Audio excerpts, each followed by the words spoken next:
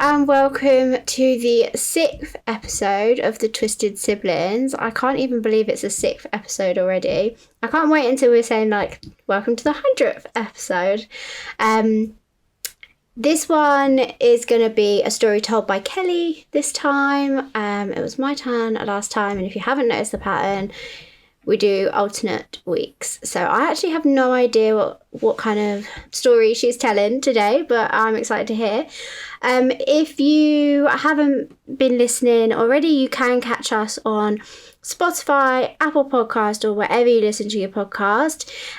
Something that can really, really help us as we are just starting out is by leaving us a 5-star review, which is completely free and it just takes a couple of seconds.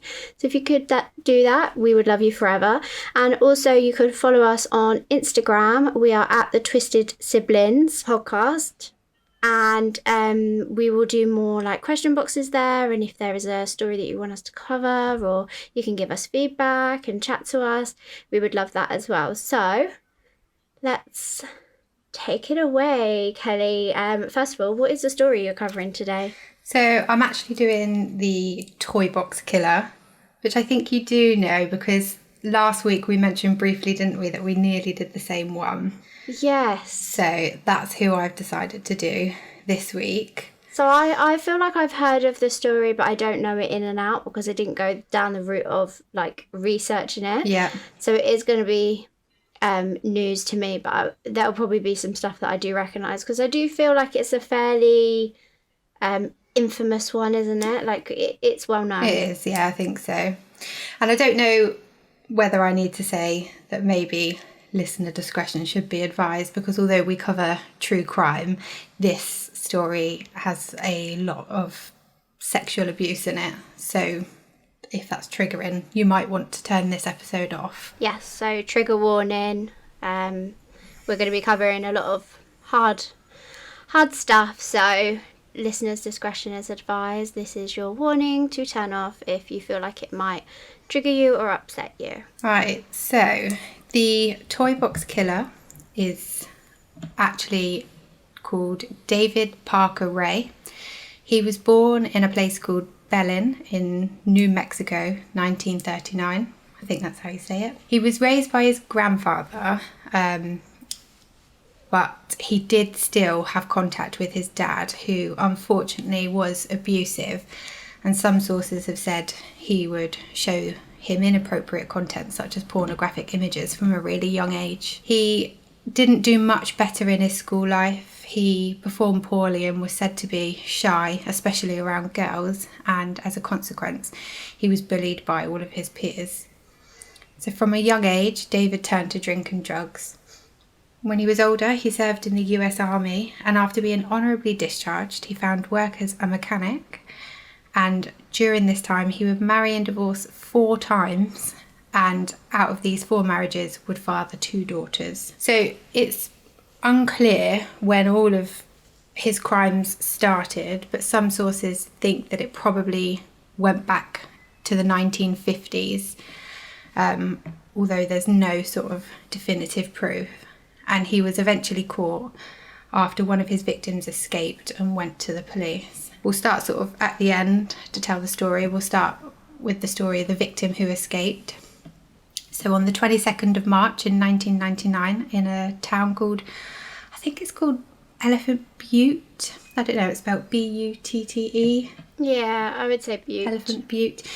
It's a place in New Mexico. The police received a call from a horrified woman after a 21-year-old banged on her door wearing nothing but a dog collar and a 6-foot chain.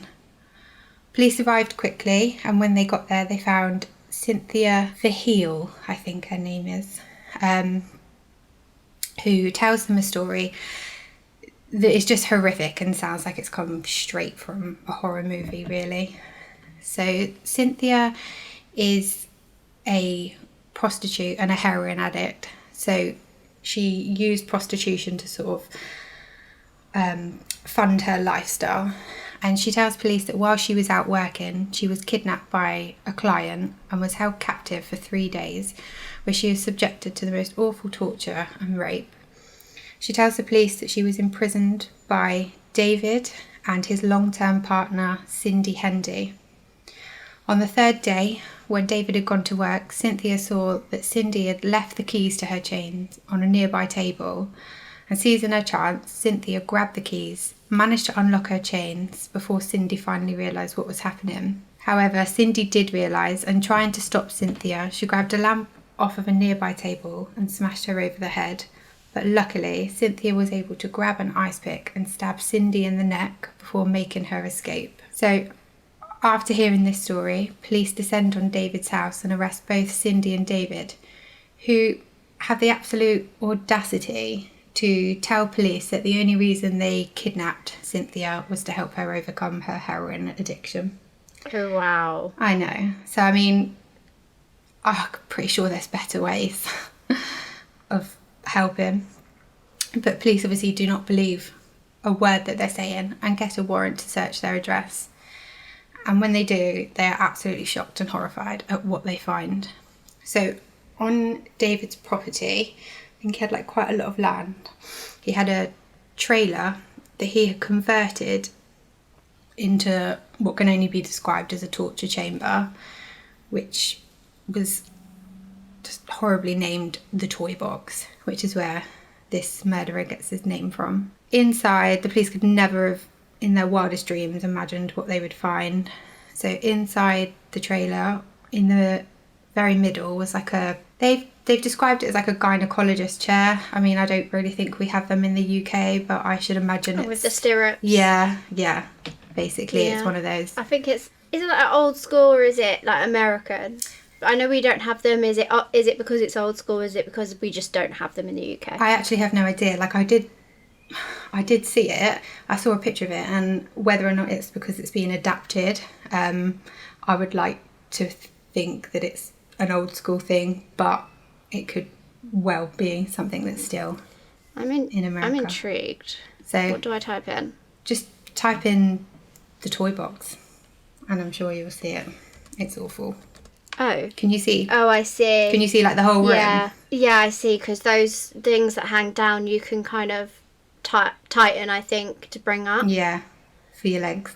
Oh, right. Okay. So I mean, you can see the picture there. You can see what else is going on, but for everybody who's just listening, the rest of the room contained walls and shelves full of whips, chains, leg spreaders, surgical blades, saws, and sex toys. There was a mirror on the ceiling, which unfortunately meant that victims would have to watch their horrific ordeal. And as well as this, police found what was described as a wooden contraption that would apparently immobilise his victims so they were unable to move.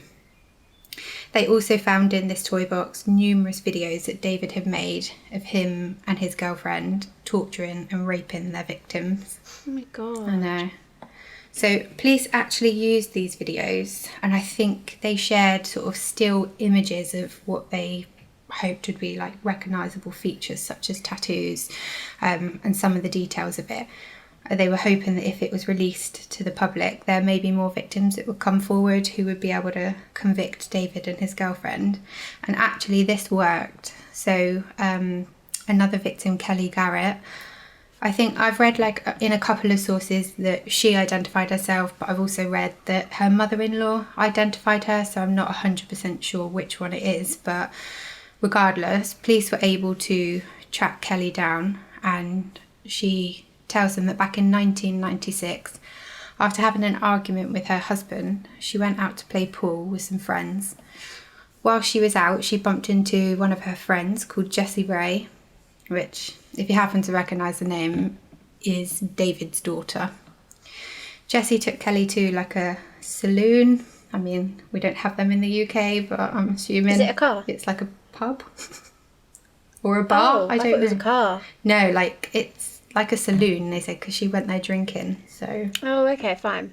I'm assuming it's maybe what we would call a pub or a bar. This was in a nearby town, which is called Truth or Consequences. The town is? The town. Oh, the saloon? No, the town. The town. The town is? Yeah, it's called Truth or Consequences. That is crazy. Very random name Never and a heard little anything like bit that. ironic, I think. Yeah. They went out drinking, they spent the night drinking, and later when Kelly tried to go home, she tells the police that she was hit in the back of the head, kidnapped and taken to David's trailer where he attached a dog collar and leash to her neck. She was held there for 2 days where she was brutally tortured, drugged and raped. After 2 days, David slashed her throat. Thinking she was dead, he dumped her body on the side of a road and left her there. Thankfully, she didn't die, but heartbreakingly and awful. It's just awful, like as if she hadn't really gone through enough. When she tried to tell the police and her husband what had happened to her, neither of them believed her. Neither of them. Excuse me? I know. And her husband actually went on to divorce her because he thought she'd made the whole story up because she'd been out cheating on him. But she had her throat slit. I know, it's absolutely awful. Like, the whole ordeal is awful, but I cannot imagine then going to the one person that you thought would always be there for you and they end up divorcing you. The person that's supposed to be your safe space, your person, your partner in crime, and well, partner in crime, not necessarily. That was a bad part. And go to them and tell them what just happened for them not to believe you. The fact that they're not going to be there to help you through this because they choose not to believe you, but the fact that your life partner has just turned their back on you in your time of need as well. And I mean, like, if you're going to make up a story for going out and cheating on your husband, surely it's not going to be that. It's a bit elaborate, isn't it, you know? But nevertheless, a poor woman went through all of that and then was not believed by the police or believed by her husband. So nothing more came of that. A further victim as well, called Angelica Montano, also came forwards from the police, like all of the details that the police had released. And she tells the police that she was actually an acquaintance of David's and she'd gone to his house to just borrow some cake mix. While she was there, he drugged her, raped her and tortured her as well. She was also left out by a highway in the desert, and luckily she was found there by the police and was alive. But again, like Kelly, nobody believed her story. Was David, like, you know, sometimes you hear these stories where they don't believe them because, like, the person that they're talking about is, like, part of a community. Was he, like, supposed to be, like, an upstanding I don't know citizen? if he was, like, an upstanding citizen as such, but from what I read, the town was really small. It was only, like, 6,000 residents, so there's not really very many people there at all. And I should imagine that he was just seen as like a regular citizen because he was a mechanic. So I reckon that he, you know, would have known a lot of the town. He would have probably fixed their cars. And like I said before, he'd also been in the army and had been honourably discharged. So I shouldn't imagine that when people saw him or when, you know, anybody heard stories about him, they would have instantly believed him. And as well, I think we hear from like the same sort of thing from a lot of cases that when the victims are people who are like possibly prostitutes or take drugs or drink alcohol, you know, they're often not believed, are they? It's awful, but it's something that happens and comes up in cases all the time. And I think as well, like you touched, he was ex-army, so it's a lot of people would be like, thank you for your service kind of thing, and they wouldn't like to believe that someone that has served the country would do something like that. And like you said about the people that, like women that are vulnerable that use drugs to fund and use prostitution to fund their lifestyle, it is always those kind of people because they put themselves in obviously a dangerous situation. And back then I think it was such a different time where, I don't know how to put it, but you know, where like women, it's not the same as it is now, you know? Yeah, it was much more like derogatory. We weren't sort of viewed with the same upstanding as men were, especially not if we as women had chosen to be prostitutes or lived a bit of a promiscuous lifestyle. It's something that actually still happens today as well, which... Yeah, I definitely think it happens today, but I think of all the cases that we've learned from, and hopefully I'm guessing that the police have learned from previous mistakes, is that it is more often than not people that have, you know, used drugs and are prostitutes that end up in these situations. So if anything, they're your people to believe. Well, you'd hope so, because they're so vulnerable, aren't they? Mm-hmm. But so anyway, police, obviously with all of this mounting evidence, are now believing, a little bit too late, but better late than never, I guess, the stories that everybody's coming forward and telling them. And this leads them to build like a stronger case, and they were able to press Cindy, who was David's girlfriend, and Cindy eventually folded and began telling the police sort of everything she knew about all of the abductions. So her testimony led the police to discover that David had been helped by multiple people during his kidnappings and rapes. His accomplices included his own daughter, Jessie. Now, if you remember, I was saying to you earlier, she was actually out drinking with Kelly, and it does come out later that she had actually drugged Kelly's drink so that her dad was able to kidnap her. And I think this might have been like a running theme with other people as well. She actually helped her dad find his victims. Sorry, but at what point does, when your dad comes up to you and asks you if you could drug your friend so that he could torture her, at what point do you agree to that? When you sat round the dining table having dinner, maybe? It's very strange, isn't it? It's very strange. It's very strange, because how old was she? Well, it doesn't matter. She was out drinking, so she was old enough to know the difference between right and wrong, and you know that's well. Absolutely. It does make you think, like, what sort of upbringing did they have that she eventually got like into her 20s and thought that it was normal to help her dad do that sort of stuff. I wonder if she was scared of her dad. Possibly. I don't know. Nothing I've read really sort of delves into it, but you would like, I don't know, maybe not like to think, but you would just hope that you couldn't just have that many evil people bump into each other, that there's got to be a reason that she's done it. But I guess that reason we'll never know. So from Cindy's testimony, they also found out that there was another accomplice who was David's friend, and his name was Dennis Yancey.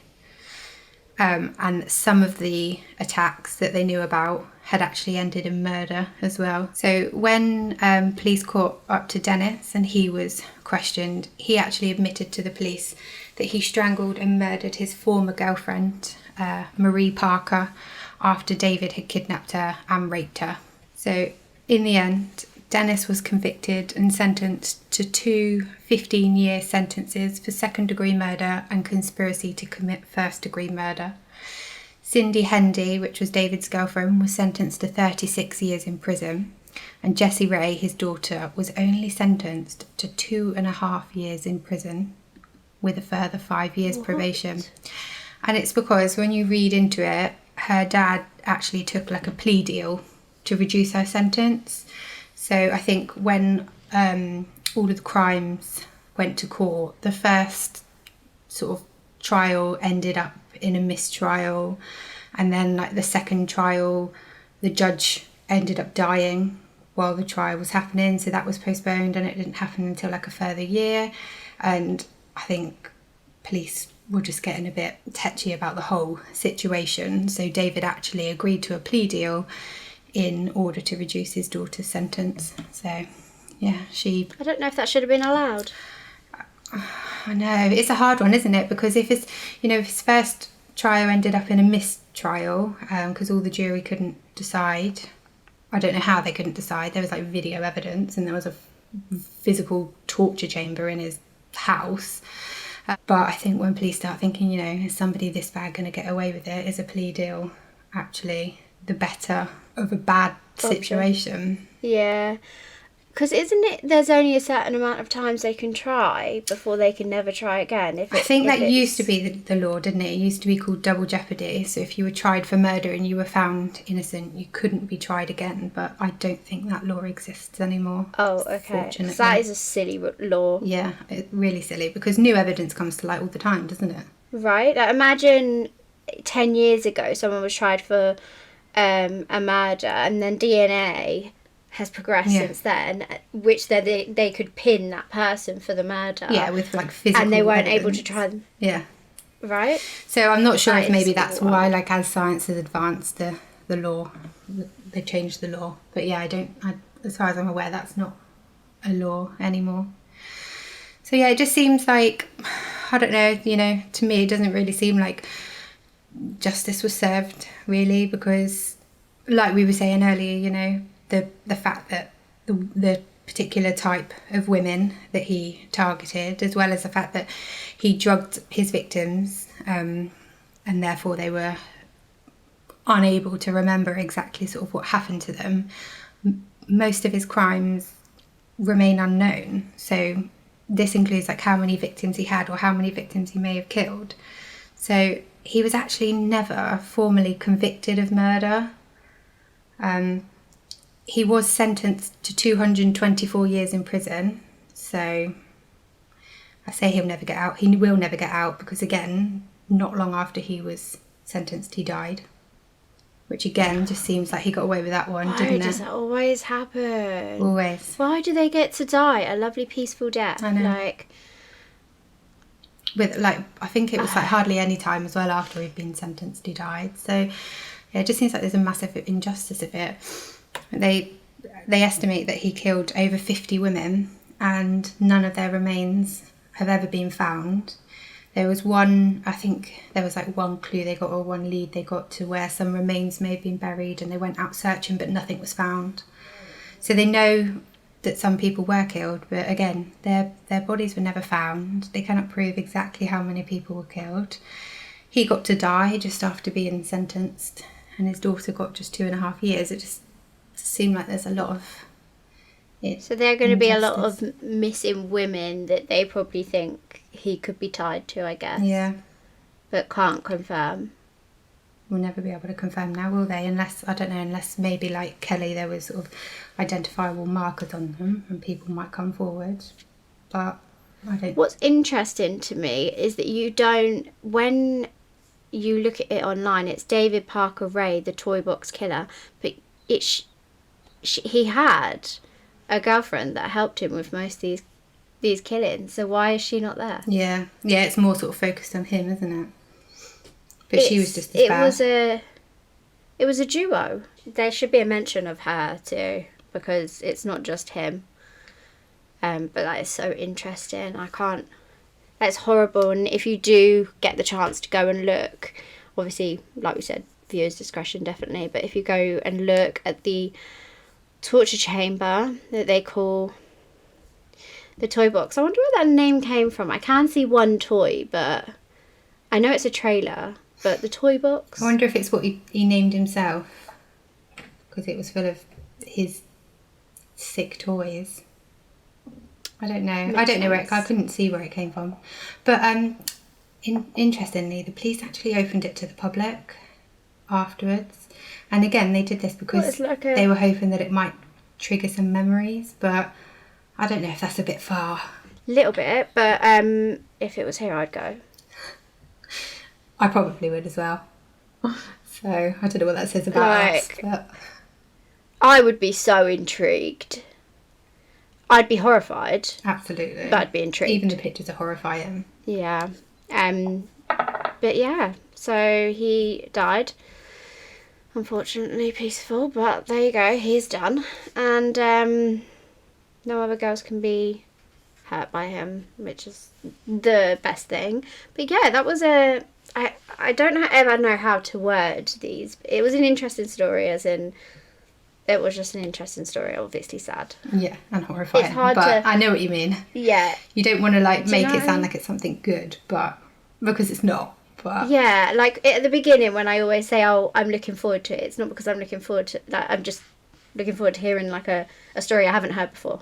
Anyway, I hope you enjoyed, and I do feel like these are getting a little bit, we're like conversating more now, I think. Yeah. We're finding our flow. Yeah, and I think like I'm finding it easier to do it now. I'm not like so focused on the story and panicking about what I'm doing. It's just easier to do it as if it is a conversation like we have all the time. So yeah, we're finding our feet and we're going like back and forth a little bit more, which I like.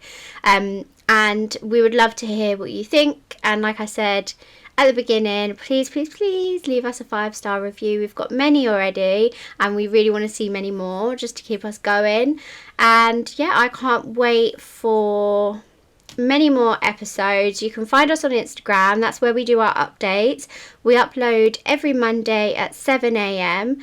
We will eventually be doing, we've got a YouTube, we will eventually be doing video.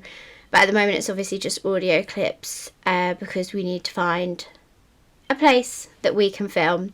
We live 5 hours from each other, so. But yes, please leave us a 5-star review. You can follow us on Instagram. You can listen to us on Spotify, Apple Podcast, or wherever you get your podcast. And we will see you again next week. Goodbye. bye.